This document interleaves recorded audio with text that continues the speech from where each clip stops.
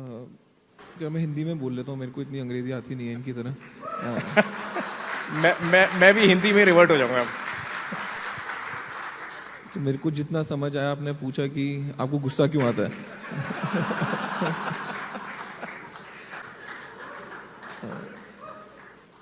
तो यार मतलब हर बंदे का अपना एक स्टाइल होता है, राइट।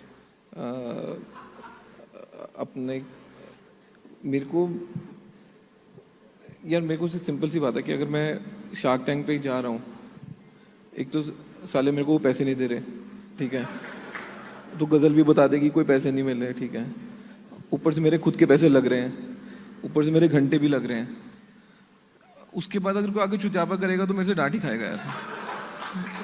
मतलब मेरे में इतनी पेशेंस नहीं है मैं कि उसको हंसी खुशी टाल दूं कि भाई तू आया है, तू अगर बकवास कर रहा है तो फिर सुन के जा, या तो फिर तू इतना अच्छा काम करके आया है कि मेरे से पैसे लेके जा, राइट। तो it has to be either of the two. So I think I am a very digital personality, right. I am 0-1 kind of a guy, right. No very few shades of grey there. तो वही है sir, अब जो है सो है, क्या करें, पैदा ही ऐसे हुए हैं। नहीं बिल्कुल, ये जो यूएसपी आपकी बन गई है ऑफ एग्रेशन, वो एक एब्सोल्यूट यूएसपी वहां पर तो बनी गई है, लेकिन इसका जो साइड इफेक्ट एक जो नजर आया जब भारत पे वाली बात चल रही थी, जब बहुत सारी कंट्रोवर्सी चली, उसमें यह भी था कि शार्क टैंक के बाद एक सर्टेन एग्रेशन नजर आया, वहां पर एक थोड़ा सा एब्रेसिव नेचर नजर आया, वहां पर ऐसा भी लगा कभी कभी कि इनका रूड स्टाइल है। अभी आपने जैसे बताया ये आपका स्टाइल है, अब आप चाहते हो कि वहां पर जो भी आए हैं उनसे सीधी डायरेक्ट बात हो, उस बातचीत का अपना अंदाज और स्टाइल है। लेकिन वो चीज जो है वो जिसको कहता है ना, उसका एक रिकॉर्ड रख लिया गया, और उसके बाद जो और सर्कमस्टांसेस पैदा हुए उसमें वो ऐड हो गया। मेरा क्वेश्चन आपसे ये होगा कि क्या शार्क टैंक में आने के बाद और जब आपने वो अपना एक यूनिक स्टाइल वहां पर किया, शार्क टैंक में आपके साथ और भी वहां पर शार्क्स हैं वहां पर, लेकिन आपका स्टाइल जो बहुत ज्यादा पॉपुलर हुआ, तो क्या वो भी एक फैक्टर बन गया नोटिस होने में कि ये आपका स्टाइल है, वो भी आपके अगेंस्ट यूज होने की एक चीज बन गई, या आपको लगता है कि नहीं वो चीज उतना फैक्टर नहीं था लेकिन फिर भी कहीं ना कहीं उसको भी नोटिस किया गया? एक unintended side effect of going to Shark Tank was कि हमको नहीं पता था कि इतना पॉपुलर हो जाएगा और इतना फेमस हो जाएगा, right. So unfortunately because show इतना फेमस हो गया,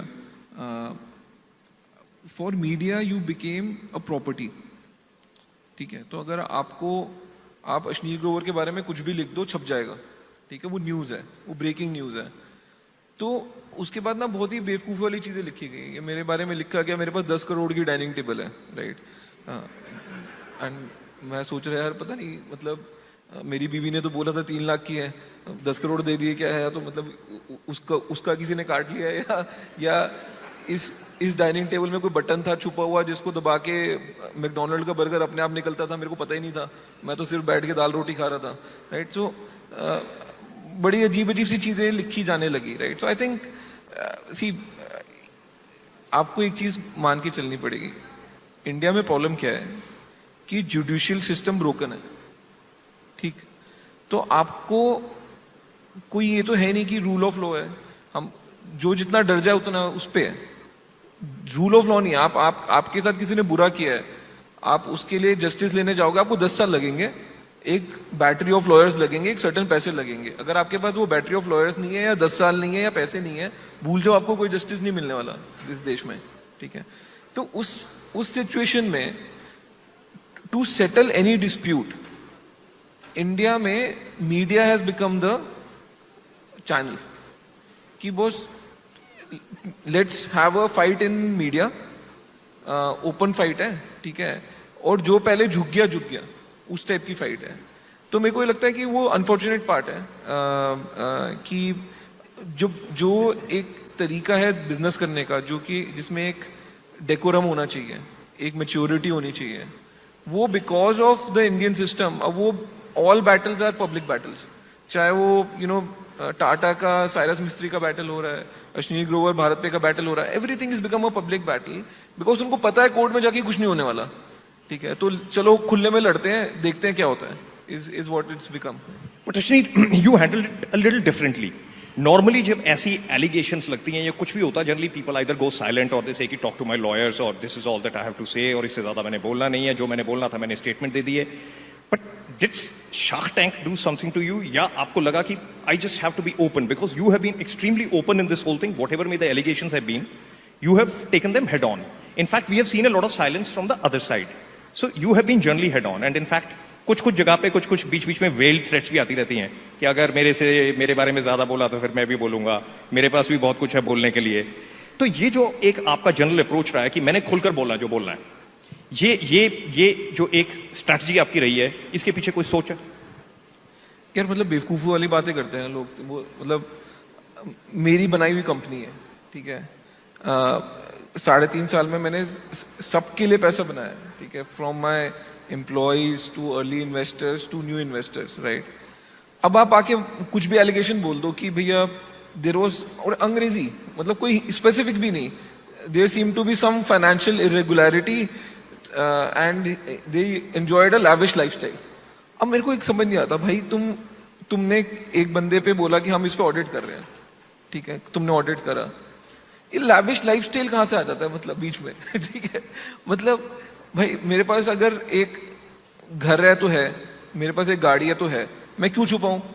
मैंने चोरी करके तो नहीं बनाई, खुले में बनाई है. वरुण को भी पता है, मेरे को भी पता है, जितने भी यूनिकॉर्न है हर जगह सेकेंडरी होते हैं. हमने पैसा सेकेंडरी करके बनाया. आप इन्वेस्टर ने ही हमारे शेयर खरीदे, तो ऐसे भी नहीं हो सकता उसको पता नहीं कि तेरे पास पैसे कहां से आ रहे हैं. मैं तो तेरी तनख्वाह तो 1 करोड़ रुपए है जी, तेरे पास ये 10 करोड़ का घर कहां से आ गया? भाई 50 करोड़ के शेयर तू नहीं खरीदे मेरे, भूल गया क्या वो? ठीक है. So then people started talking about arbit things, lavish lifestyle, ये वो. एंड आई सेड कि देखो सिंपल सी कहानी है कि अगर आपने कुछ गलत किया हो ना तो आप छुपो. आपने कुछ गलत किया ही नहीं है तो सामने वाला कुछ बकवास करेगा तो मैं छुप के क्यों बैठ जाऊं यार? मैं तो आज के डेट में भी बोलता हूं भाई, मैंने अगर चोरी की है ना तो भाई डाल दे जेल में, तू क्या वेट कर रहा है? कोतवाली तो तुम्हारे लिए भी खुली है ना, मेरे लिए तो अकेले नहीं खुली है. तो जाओ, जो करना है करो. तो कुछ नहीं है, it's a corporate battle, right. It's unfortunately a very bloody badly fought corporate battle, but it is what it is. मैं क्यों डरूं यार, मेरे को क्या फर्क है, मैं तो खुले में घूम रहा हूँ, राइट. जब कुछ गलत किया ही नहीं है, मन में कुछ गिल्टी नहीं है. मतलब मेरे को तो अपने पेरेंट्स को आंखों में देखना है ना, मेरे को इन इन्वेस्टर्स को थोड़ा देखना है. तो पैसे कमाने आए हैं, ठीक है, कमाओ, मेरी बनाई हुई चीज पे ही कमा के जाओगे, बट मैं तुमसे गाली नहीं खाने वाला, ये क्लियर है. I'll be coming to you, Ghazal, but before that, I'll ask one quick question to Ashneer. It's been a fantastic journey for you. Indian Institute of Technology, IIM Ahmedabad. Thereafter, you started off with Kotak. You went to American Express. You went to Grofers, now Blinkit. Then you went to PC Jewelers. And then you kind of decided कि अब मेरे को कुछ और करना है. अब मैंने कंट्रोल लेना है. जो एक्सपीरियंस होना था वो हो गया. जो आपके ये जो 4 स्टेजेस रहे, क्या वो एक से दूसरे पर इवॉल्व करते करते फाइनली वहां पहुंचे कि आपको लगा कि नहीं अब तो मैं खुद ही करूंगा अपना काम जो मैंने करना है? वो जो फ्लिप पॉइंट था वो क्या हुआ? क्योंकि काफी ज्यादा लोग जो यहां पर भी हैं और कई लोग हैं वो उस सिचुएशन में होते हैं कि पहले do your education, get into a job, learn the ropes on the job and then figure out is there something I can do. किसी की जर्नी वो 2 साल की होती है, किसी की 4 की होती है, किसी की 10 की, किसी की 20 की, किसी की कभी नहीं होती. तो आपका वो जो फ्लिप पॉइंट था वो कब आया और एक से दूसरे पर कैसे पहुंचे आप? यार वो सी बहुत सारे एंटरप्रेन्योर्स अभी कॉलेज ड्रॉप आउट्स भी हैं, ठीक है. तो कुछ लोगों को बहुत जल्दी रियलाइजेशन हो जाती है, ज़्यादा अच्छी मेच्योरिटी होती है कि क्या करना है इवेंचुअली लाइफ में, right. I come from a family of जो बोलते हैं ना सर्विस क्लास फैमिली है, middle class service class family है. My dad is a chartered accountant, mom is a school teacher.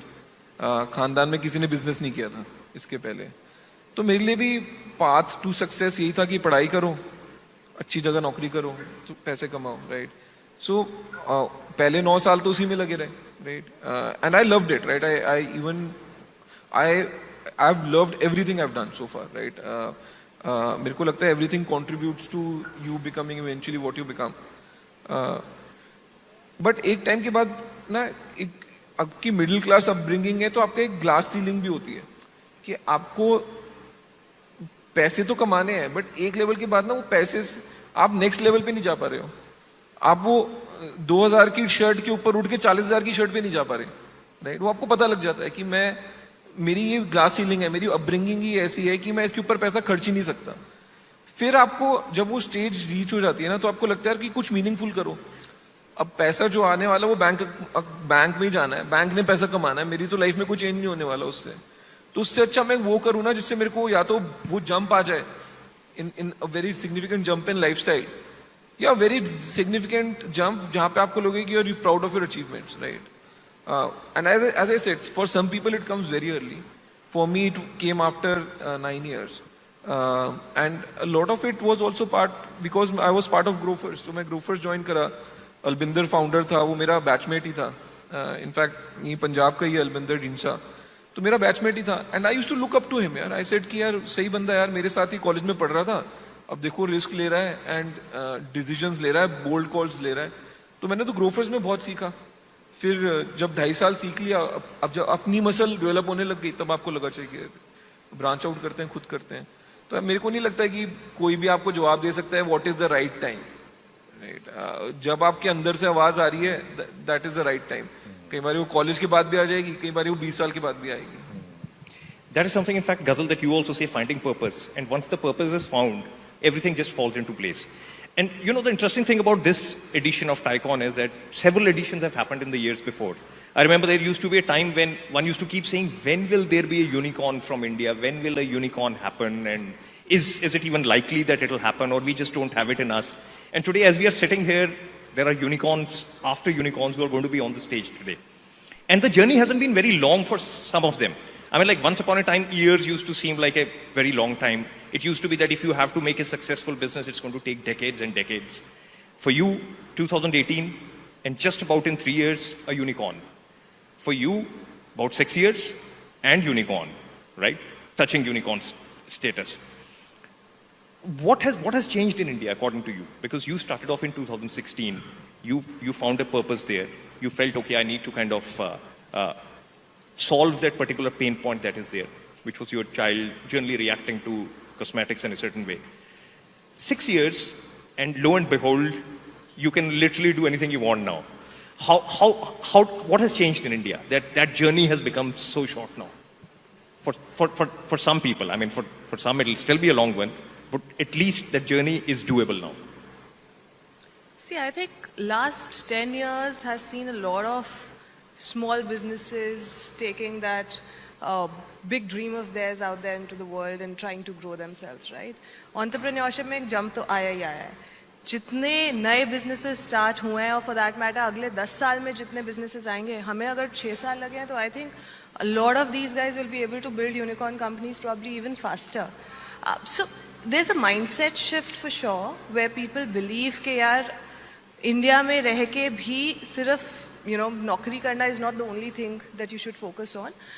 अगर कोई strong idea है और white space दिख रहा है, need gap है, उसको अगर आप अपने solution से solve कर रहे हो. So for example, हमने Mamaearth start किया था, तो clearly इंडिया में उस टाइम कोई भी ऐसा ब्रांड नहीं था जो टॉक्सिन फ्री हो, सेफ हो, या वही ब्रांड चल रहे थे 2-3 जो मतलब पिछले 50-100 सालों से चल रहे थे, right? So consumers did not have a choice to choose better और make an alternative choice, right? हमने वो वाइट स्पेस समझा और हमने उसको केटर किया. कंज्यूमर्स को वो प्रॉब्लम समझ में आई, they were able to relate to it, they bought into the proposition, they've shown a lot of love to us, supported us, and I think that is what has brought us where we are today. तो ऐसे बहुत सारे लोग जो हैं वो white spaces identify कर रहे हैं. पर्सनल केयर में मतलब क्रीम जो है आउटसाइड ऑफ इंडिया से आया था, इंडियन वेदर के लिए बना ही नहीं हुआ, राइट? सो ऐसे ऐसे अगर आप प्रॉब्लम्स को जो है समझोगे, उनको सॉल्व करोगे और इंडियन कंज्यूमर्स को वो दोगे जो उनको चाहिए, उनको चॉइस दोगे, तो automatically the business will become, it will prosper, right? There's no other way to it. If the consumers like what you are doing, they agree with your proposition, they understand the purpose of your company, they will buy into you. 2016 is when it all started. Yes. आपके बेटे को वो problem हो रही थी, जो भी cosmetics use हो रहे थे या जो भी कोई भी आप मॉइस्चराइजर यूज कर रहे हो, तो स्किन पे एलर्जी हो रही है, स्किन पे रैश आ रहे हैं, और आपने लेबल्स एनालाइज करने शुरू कर दिए कि अगर कोई भी चीज बाहर से आती है उसका उतना रिएक्शन नहीं होता, अगर आप कोई इंडियन प्रोडक्ट्स यूज कर रहे हो उनका वो रिएक्शन हो रहा है. फिर आपने वो कंपैरेटिव एनालिसिस किया कि लेबल्स में वो क्या क्या उसमें इंग्रेडिएंट्स लिखे हुए हैं. उसमें आपने देखा कि कुछ इंग्रेडिएंट्स वहां पर बिल्कुल यूज नहीं हो रहे जो यहाँ पर हो रहे हैं, और कुछ इंग्रेडिएंट्स वहां पर बैंड है जो इंडिया में बैंड नहीं है. वहां से आप ट्रिगर हो गए कि कुछ किया जाए इसके बारे में. लेकिन वो जो कुछ किया जाए वाली जो स्टेज आती है वो बहुत लोगों के साथ आती है, लेकिन लोग कर नहीं पाते वो जो कुछ करना होता है।